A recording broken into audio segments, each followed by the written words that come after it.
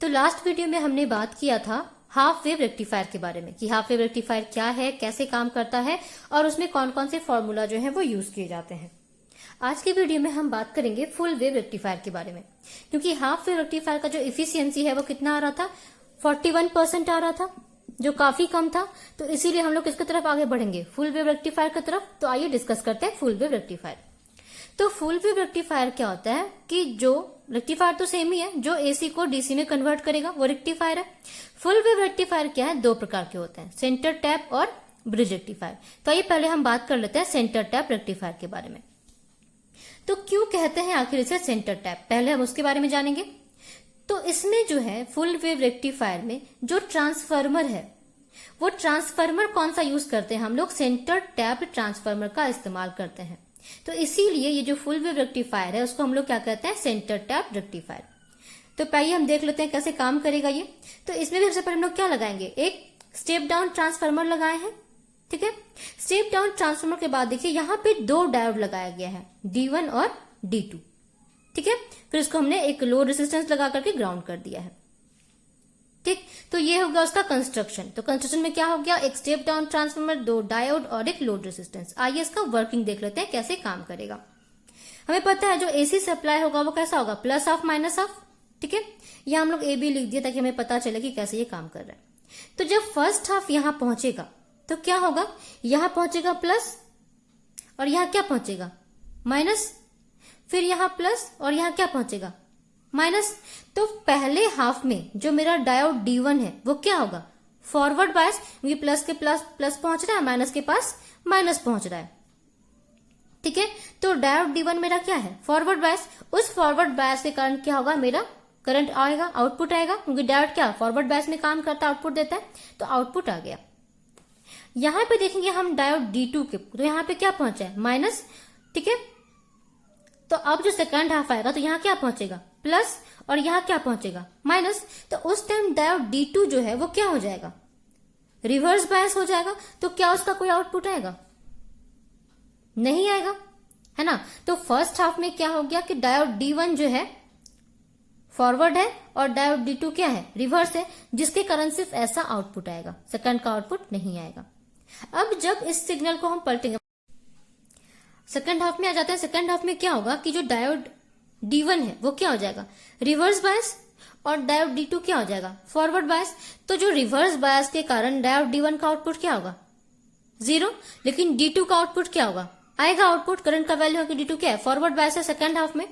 अब जब इस दोनों को जोड़ेंगे, मतलब फर्स्ट हाफ के साइकिल को जोड़ेंगे सेकंड हाफ के साइकिल से, तो हमें क्या मिल जाएगा, एक कंप्लीट साइकिल फुल मिल जाएगा, फुल साइकिल मिल जाएगा। क्योंकि देखिए यहाँ पे आउटपुट था, यहाँ आउटपुट नहीं था, फिर यहाँ पे आउटपुट नहीं था, यहाँ पे आउटपुट था। तो इधर को जोड़ेंगे तो क्या होगा, ये इसके सामने आ जाएगा, ये इसके सामने, इस तरह से जब सबको जोड़ेंगे तो मेरा आउटपुट क्या होगा, कंप्लीट वेव फॉर्म का आउटपुट आ जाएगा। तो ये हो जाएगा हमारे फुल वेव सेंटर टैप का आउटपुट। फिर से मैं एक बार दिखा देती हूँ। ये step down transformer first half के लिए D1 फॉरवर्ड बायस और D2 रिवर्स बायस, लेकिन सेकंड हाफ में जस्ट उल्टा हो जाएगा, D1 रिवर्स बायस और D2 फॉरवर्ड बायस।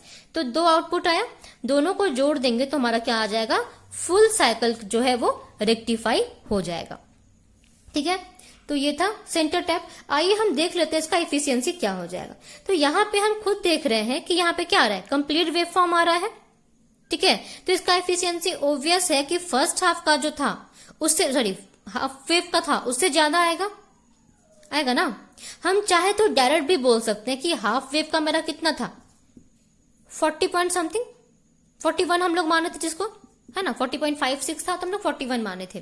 तो अगर हाफ वेव का कितना है 41, तो हम लोग लिख सकते हैं फुल वेव का कितना हो जाएगा, जस्ट डबल है ना उसका, तो 2 इंटू 41 लिख सकते हैं। कितना हो जाएगा ये, 82%।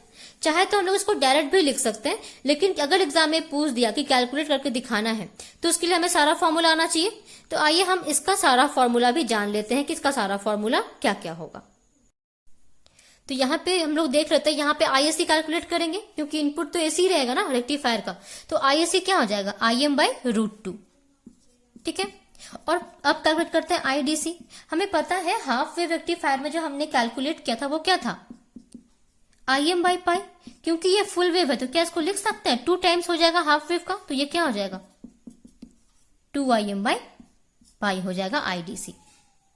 ठीक है, सेम इसमें भी होगा, क्या होता है efficiency, P output by P input, या फिर लिख सकते हैं पीडीसी बाय पीएसी। और अगर परसेंटेज पूछ देगा तो क्या करेंगे, इंटू 100 कर देंगे, है ना।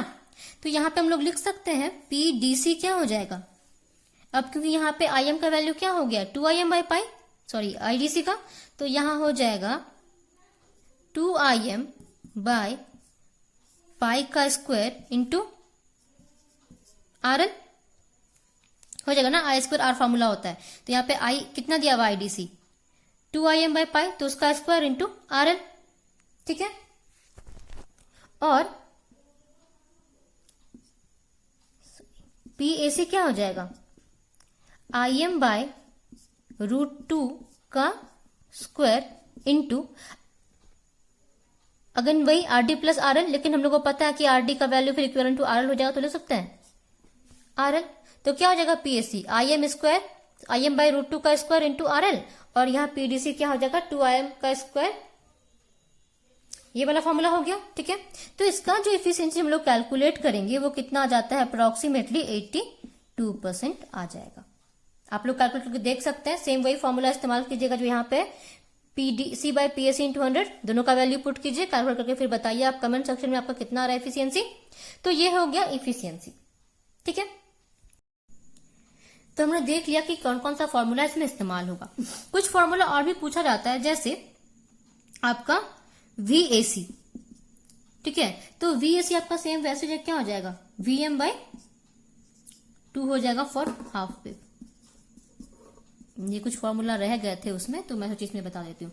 और फिर VDC क्या हो जाएगा VM बाय पाई।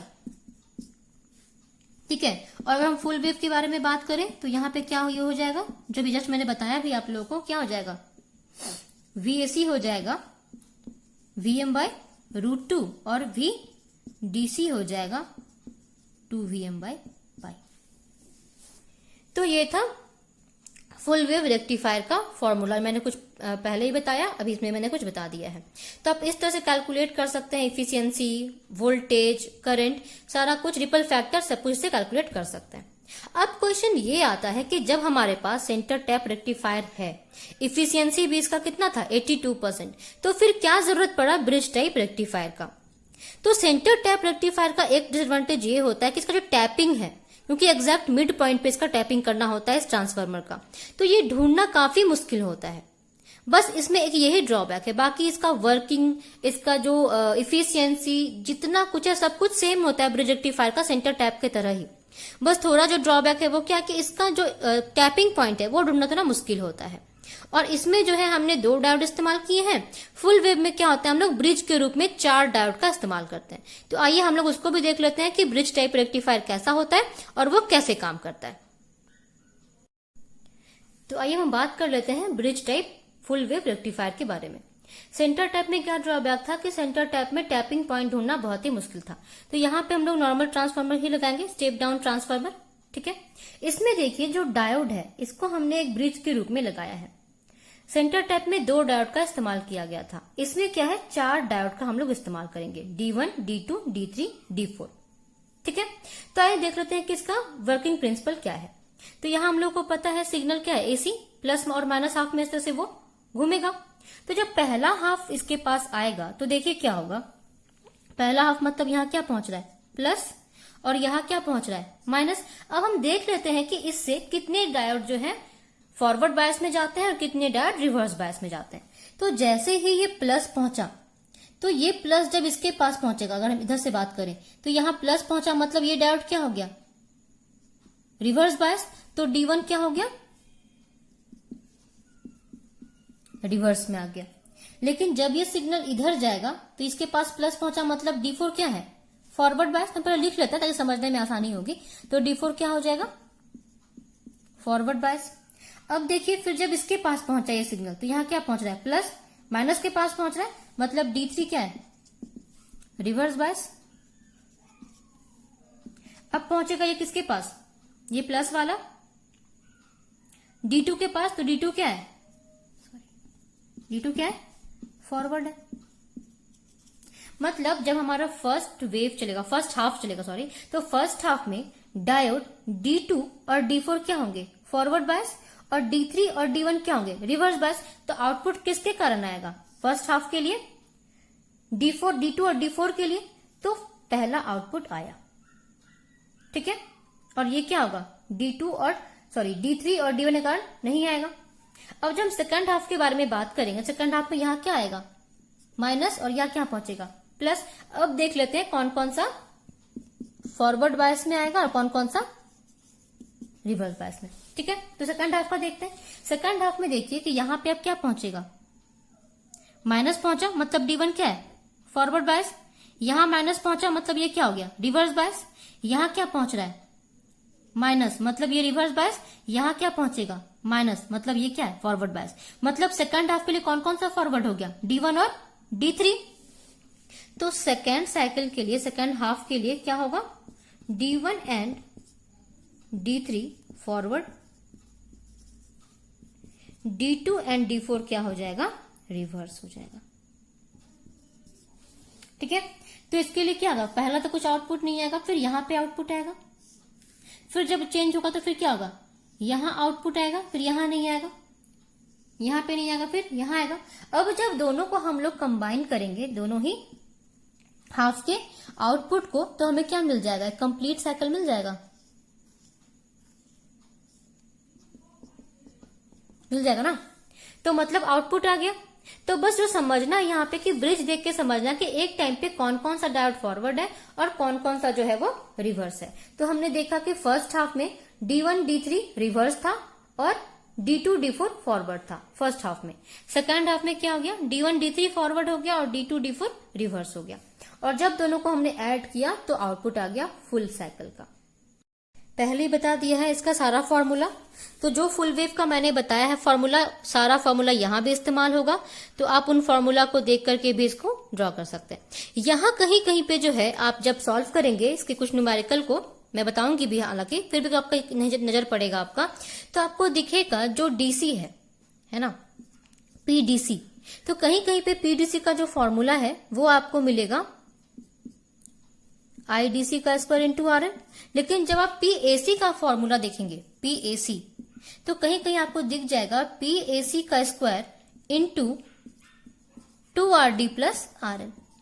क्योंकि हमें पता, देखिए आप खुद देख सकते हैं यहाँ पे एक टाइम पे जो है यहाँ पे कितने डायोड काम करते हैं, 2 डायोड। फर्स्ट हाफ में भी मैंने क्या कहा था कि देखिए यहाँ पे D1 और D3 रिवर्स है लेकिन D4 D2 फॉरवर्ड है। वैसे सेकंड हाफ में क्या था, D1 D3 फॉरवर्ड था, मतलब एक टाइम पे 2 डायोड फॉरवर्ड बायस में रहता है। इसीलिए कहीं कहीं पे जो PAC का फॉर्मूला आपको दिखेगा वो रहेगा IAC का square into 2RD plus RL। क्योंकि RD का वैल्यू बहुत ही कम होता है तो 2RD प्लस RL को भी इक्विवेलेंट करके हम लोग लिख सकते हैं क्या, PAC is equal to IAC का स्क्वायर इंटू RL, ठीक है। लेकिन अगर किसी न्यूमेरिकल में आपको RD का वैल्यू स्पेसिफिकली मेंशन कर दिया है कि RD इतना ओम दिया हुआ है, तो वहां पे आप जरूर 2RD प्लस RL का फॉर्मूला यूज करेंगे। लेकिन अगर कहीं पे ऐसा मेंशन नहीं किया हुआ है, RD का वैल्यू नहीं दिया हुआ है, तो आपको इतना सोचना नहीं है, डायरेक्ट क्या इस्तेमाल करेंगे आप, PAC का फॉर्मूला IAC का स्क्वायर इंटू RL। तो ये था complete half wave rectifier, full wave rectifier, centre tap bridge, सबका ही कि क्या होता है ये रेक्टिफायर और इसका वर्किंग क्या है, इसके फॉर्मूलाज क्या क्या है। आइए इनका हम इस्तेमाल जान लेते हैं। तो रेक्टिफायर का जो सबसे ज्यादा इस्तेमाल होता है वो हम लोग कहाँ करते हैं, AC को DC में कन्वर्ट करने के लिए। तो जितने भी इलेक्ट्रॉनिक उपकरण हैं सभी के सभी किस पे काम करते हैं, DC पे। तो हर इलेक्ट्रॉनिक उपकरण को जो सप्लाई देने के लिए हम लोग इस्तेमाल करते हैं, इसका इस्तेमाल करते हैं कन्वर्ट करने के लिए रेक्टिफायर का। हमें पता है मोबाइल फोन हमारा 5 वोल्ट पे काम करता है लेकिन सप्लाई आता है 220 वोल्ट, तो वहीं पे इस्तेमाल करते हैं किसका, रेक्टिफायर का। इन्वर्टर में इस्तेमाल करते हैं रेक्टिफायर का। तो रेक्टिफायर का बहुत ही बृहद रूप से इस्तेमाल किया जाता है इलेक्ट्रॉनिक्स के क्षेत्र में। तो ये था कंप्लीट जानकारी रेक्टिफायर के बारे में। अब अगर आपको कोई भी इसके अतिरिक्त कोई जानकारी चाहिए, कुछ आपको समझ में नहीं आया हो, तो आप कमेंट सेक्शन में जरूर पूछें। तो ये था आपका जो रेक्टिफायर चैप्टर चल रहा था उसका पार्ट 2। अब पार्ट 3 जो आएगा उसमें आपको सारा ही न्यूमेरिकल बताया जाएगा। हाफ वेव रेक्टिफायर से कैसे क्वेश्चन पूछे जाते हैं, फुल वेव से कैसे क्वेश्चन रहते हैं, चाहे वो न्यूमेरिकल हो चाहे थ्योरी से। तो कंप्लीट डिस्क्रिप्शन जो है आपको पार्ट 3 में मिल जाएगा पूरे न्यूमेरिकल का। अगर आपको ये वीडियो अच्छा लगा हो तो आप वीडियो को जरूर लाइक करें, अधिक से अधिक शेयर करें ताकि जितने भी स्टूडेंट हैं सबको इसका फायदा पहुंच सके।